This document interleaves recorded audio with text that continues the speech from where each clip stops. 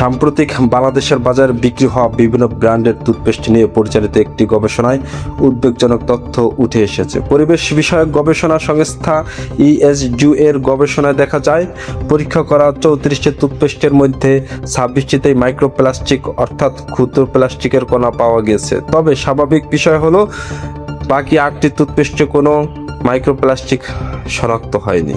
গবেষণায় প্রতি 10 গ্রাম টুথপেস্টে সর্বনিম্ন 20টি থেকে সর্বোচ্চ 320টি পর্যন্ত মাইক্রোপ্লাস্টিকের কণা শনাক্ত হয়েছে। বিশেষ উদ্বেগের বিষয় হলো শিশুদের জন্য তৈরি 6টি টুথপেস্টের মধ্যে 4টিতেই মাইক্রোপ্লাস্টিক পাওয়া গিয়েছে। গবেষকরা আরও জানান, পরীক্ষায় ব্যবহৃত কোনো টুথপেস্টে মোড়ক বা লেবেলে মাইক্রোপ্লাস্টিক বা কৃত্রিম পলিমার ব্যবহারের তথ্য উল্লেখ ছিল না। ফলে সাধারণ ভোক্তারা বুঝতে পারে না তারা কী ধরনের উপাদান ব্যবহার করছে। বিশেষজ্ঞদের মতে মাইক্রোপ্লাস্টিক দীর্ঘমেয়াদী স্বাস্থ্যগত প্রভাব নিয়ে এখনো বিশ্বব্যাপী গবেষণা চলছে। তাই ভোক্তাদের আতঙ্কিত না হয়ে সচেতনতা হওয়া, নিয়ন্ত্রক সংস্থার কার্যকর নজরদারি বাড়ানো এবং উৎপাদনকারী প্রতিষ্ঠানগুলোর স্বচ্ছতা নিশ্চিত করা জরুরি।